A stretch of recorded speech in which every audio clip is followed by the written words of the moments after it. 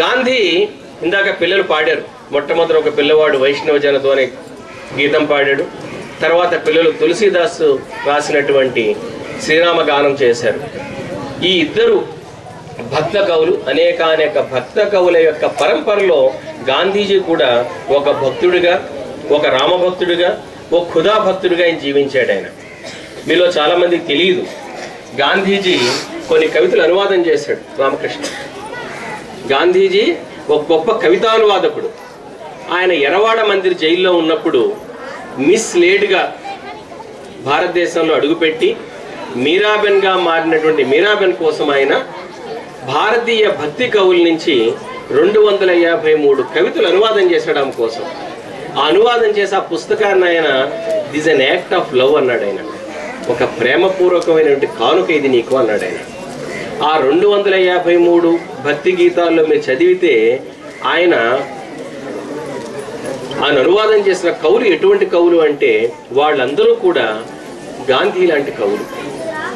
తులసి, కబీర్, మీరా, నర్సీ మెహతా, తుకారామ ఇట్లాంటి కవులు. ఈ కవుల నుంచి ఆయన ఏం గ్రహించాడు? ఆయన పరుచూరి శాస్త్రి అని ఒక గొప్ప పండితుడు కుష్ఠరోగి అయ్యాడు.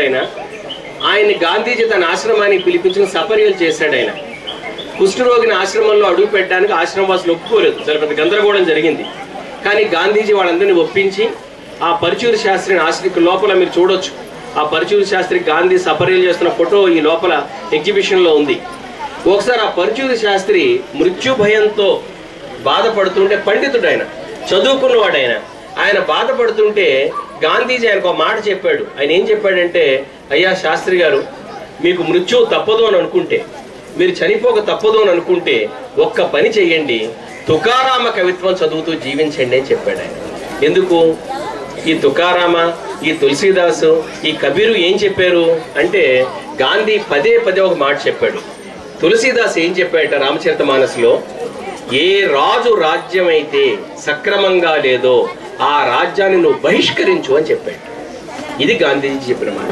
దీన్ని గాంధీజీ జీవితంతో అనుసరించాడు. ఆయన రాజ్యాన్ని, ఇది సాతానిక్ గవర్నమెంట్ రాశాడు చోట బ్రిటిష్ ప్రభుత్వం గురించి. ఆయన సైతాను ప్రభుత్వం, ఈ సైతాను ప్రభుత్వాన్ని సహకరించను అన్నాడు. ఆయన ఈ సైతాను ప్రభుత్వాన్ని సహకరించని చెప్పి ఊరుకోలా, తులసీదాస్ చెప్పాడు కాబట్టి సహకరించను అంటాడు. ఆయన అంటే ఏంటి? మా అమ్మ చెప్పింది నీతో స్నేహం చేయొద్దంది కాబట్టి నీతో స్నేహం చేయనన్నట్టు అన్నమాట. ఈ భక్త కవులు, ఈ మహనీయ భక్త కవులు సహజ కవులు. వాళ్ళు మనిషిని ప్రేమించారు. వాళ్ళు ఆర్గనైజ్డ్ రిలీజియన్ ప్రేమించలేదు, వాళ్ళు ఆర్గనైజ్డ్ సిస్టమ్ ప్రేమించలేదు, వాళ్ళు ఆర్గనైజ్డ్ స్టేట్ సపోర్ట్ చేయలేదు. వాళ్ళు సపోర్ట్ చేసింది, ప్రేమించింది మనిషిని, మనిషిగా స్వీకరించారు. అటువంటి మనుషుల్ని రూపొందించే సమాజం కోసం గాంధీజీ కృషి చేశాడు. బాలసుబ్రహ్మణ్యం గారి స్ఫూర్తితో నేను నా అనుభవాల పుస్తక రూపంగా రాశాను. నేను కూడా గిరిజన విద్యారంగంలో కొంత కృషి చేశాను. గిరిజనులతో కొంత చదువు చెప్పించే కార్యక్రమం చేయించినప్పుడు నాకు ఏమర్థమైందంటే, గాంధీజీ విద్య గురించి ఏం కోరుకున్నాడంటే, ఆయన అది మనుషులు రూపొందించే విద్య కావాలని కోరుకున్నాడు. ఆయన మ్యాన్ మేకింగ్ ఎడ్యుకేషన్. మనుషులు రూపొందించే విద్య అంటే ఏమిటి?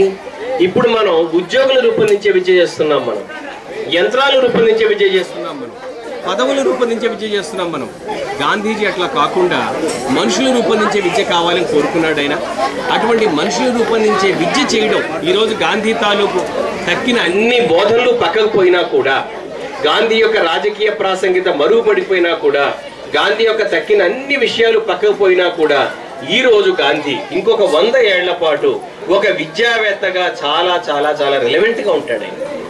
ఆయన చెప్పినటువంటి మొత్తం భాషలో విద్య గురించి మాట్లాడిన మాటలు చాలా ప్రత్యేకమైన మాటలు. వాటి గురించి మనం చాలా మాట్లాడుకోవాల్సింది. చివరికి ఒక మాట చెప్పి ముగిస్తాను నేను.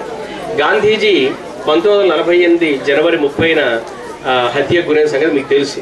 దానికి కొద్ది రోజుల ముందు ఆయన భారతదేశానికి స్వాతంత్రం వచ్చింది, మన తదుపరి కార్యాచరణ ఎలా ఉండాలి, కాంగ్రెస్ పార్టీ ఏం చేయాలి, మనం ఏం చేయాలి, జాతీయ నాయకులు ఏం చేయాలి, ప్రభుత్వం ఏం చేయాలి అనే విషయం మీద ఒక చర్చ చేసుకుందామని ఫిబ్రవరి 1948లో వాళ్ళు వార్తాలో ఒక మీటింగ్ పెట్టుకున్నారు. గాంధీ గారు ఉండగానే ఆ మీటింగ్ డేట్స్ వాళ్ళు ఏర్పాటు చేసుకున్నారు. అనుకోకుండా హఠాత్తుగా జనవరిలోనే గాంధీ గారు హత్యకు గురికావడం జరిగింది. అయితే ఈ పెద్దలు ఎవరైతే గాంధీ సంకల్పించిన ఈ సమావేశం ఉందో ఆ సమావేశాన్ని గాంధీ గారి సమావేశం ఏర్పాటు చేశారు కదా, మనం ఈ సమావేశం పెట్టుకుందాము అని ఏప్రిల్ నెలలో ఆ సమావేశం జరుపుకున్నారు వాళ్ళు. జరుపుకున్నప్పుడు ఆ మొత్తం చర్చ అంతా కూడా ఏంటంటే, గాంధీ లేడు ఇప్పుడు మన మధ్య, ఇప్పుడు మనకి దిక్కెవరు, మనం ఎటు ప్రయాణించాలి, ఏం చేయాలి, ఇది ఆ చర్చల సారాంశం.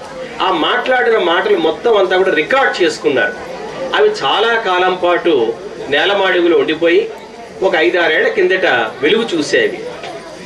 దాన్ని గోపాలకృష్ణ గాంధీ గారి మనవడు, బెంగాల్ గవర్నర్గా పనిచేశాడు ఆయన వాటిని పరిష్కరించి ఇంగ్లీష్లోకి అనువాదం చేయించి పుస్తక రూపంలో తీసుకొచ్చాడు. దాన్ని నేను తెలుగులోకి అనువాదం చేశాను. నేను గాంధీ వెళ్ళిపోయాడు, మనకు దిక్కెవరు అని. ఈ పుస్తకం మీరు చదవాలి, ప్రతి ఒక్కళ్ళు చదవాలి. యథార్థానికి ఆ పుస్తకం ప్రచురించిన వాళ్ళు కాంగ్రెస్ పార్టీ నాయకుల దగ్గరికి వెళ్ళి, అయ్యా మీ అందరు ఎమ్మెల్యేలతో ఎమ్మెల్సీలతో ఈ పుస్తకం చదివించి ఒకరోజు మీరు అసెంబ్లీలో, శాసనసభలో, శాసన మండలిలో దీని మీద చర్చ పెట్టండి అని అడిగారు. ఎందుకంటే అది నేను అనువాదం చేశానని కాదు, నేను అనువాదం చేయడం కేవలం తెలుగులో, ముఖ్యంగా నేను పరవశించి అనువాదం చేశాను, నాకు చాలా సంతోషించి అనువాదం చేశాను నేను. కానీ ఆ పుస్తకం చదివితే గాంధీ చనిపోయిన నాటి పరిస్థితులు, ఆ రోజు పెద్దలు, ఆ రోజు ఆ సమావేశంలో పాల్గొన్న వాళ్ళు రాజేంద్ర ప్రసాద్ ఉన్నారు, వినోబా భావే ఉన్నారు, జవహర్లాల్ నెహ్రూ ఉన్నారు, లేని వాళ్ళలా పటేల్ ఒకళ్ళిద్దరు లేరు, తక్కిన వాళ్ళందరూ ఉన్నారు. ముఖ్యంగా రామ్మనోహర్ లోహియా ఉన్నారు, జయప్రకాష్ నారాయణ ఉన్నారు, వీళ్ళందరూ ఉన్నారు. అందులో వీళ్ళు మాట్లాడుకునే మాటలు, వాళ్ళు ప్రకటించిన ఆవేదన, ఆందోళన ఆ రోజు కంటే కూడా ఈరోజు మరీ ఎక్కువ అవసరంగా, మరీ ఎక్కువ ప్రాసంగికంగా కనిపిస్తుంది. అందులో ఆ రోజు కంటే కూడా ఈరోజు భారతదేశం మరింత సమస్యాత్మకంగా కనిపిస్తుంది. ఆ రోజు కంటే ఈరోజు భారతదేశం మరింత ఆశావహంగా కూడా కనిపిస్తుంది. ఈరోజు భారతదేశం నిరాశాజనకంగా ఉందని చెప్పడం కరెక్ట్ కాదు, చాలా ఆశావహంగా ఉంది. నేను అందుకనే కలాం తాలూకు పుస్తకాలు అనువాదం చేయడంలో కారణం అదే. ఈ రోజు గాంధీ జీవించి ఉంటే కలాం భాషలో మాట్లాడతాడని అనుకున్నాను నేను.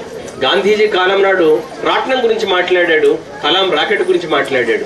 కానీ ఎవరు మాట్లాడినా గాంధీ రాట్నం గురించి మాట్లాడడంలో, కలాం రాకెట్ గురించి మాట్లాడడంలో అంతర్లీనంగా సూత్రం ఒకటే, అదేంటే స్వావలంబన. మన కాళ్ళ మీద మనం నిలబడాలి, మన చేతులతో మనం పని చేసుకోవాలి. నిజమైన స్వాతంత్ర్యం ఏమిటంటే రాజకీయ స్వాతంత్ర్యం కాదు, నిజమైన స్వాతంత్ర్యం ఆర్థిక స్వాతంత్ర్యం, మానసిక స్వాతంత్ర్యం, మేధా స్వాతంత్ర్యం. మనకి మనం ఆలోచించుకోగలిగితే, మన విషయాలు మనం పరిష్కరించుకోగలిగితే, మన కాళ్ళ మీద మనం నిలబడగలిగితే, మన శక్తి మనం సంపాదించుకోగలిగితే, మన రాజకీయ స్వాతంత్రాన్ని మనం కాపాడుకుంటామని చెప్పాడు ఆయన. అందువల్ల ఆ పుస్తకంలో ఆ ఆందోళన మీరు చదవాలది. ఈ ఆశ్రమంలో కూడా నేను వీలైతే కొన్ని కాపీలు పంపించి ఏర్పాటు చేస్తాను. నేను చదవండి, చర్చ చేయండి. ముఖ్యంగా పిల్లలు, విద్యార్థులు, ఇక్కడ ఉపాధ్యాయ విద్యార్థులు వచ్చారని విన్నాను నేను. ఉపాధ్యాయ విద్యార్థులు చదవాలి. ఒక ఉపాధ్యాయుని కానీ ఉపాధ్యాయుడు కానీ గాంధీని అర్థం చేసుకోగలిగితే కొన్ని తరాల పాటు గాంధీ తాలూకు బోధలు అందుతాయి. నా జీవితాన్ని చాలా ప్రభావితం చేసిన వాళ్ళు మా ప్రిన్సిపాల్ ఒక ఆయన నిజమైన గాంధీ అనుయాయి. ఆయన గాంధీ మాట తప్పడు మాడేవాడు కాదైనా. బహుశా మొట్టమొదటిసారి నా గాంధీ పట్ల పునరాలోచన కలిగించిన వ్యక్తి మా ప్రిన్సిపాల్ ఆయన.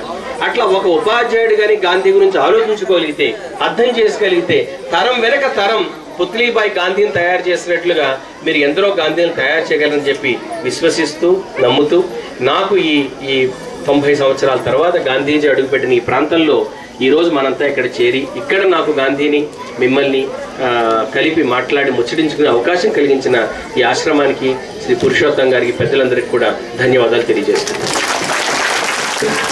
ధన్యవాదాలుగా ఇంత చక్కటి సందేశాన్ని వినిపించి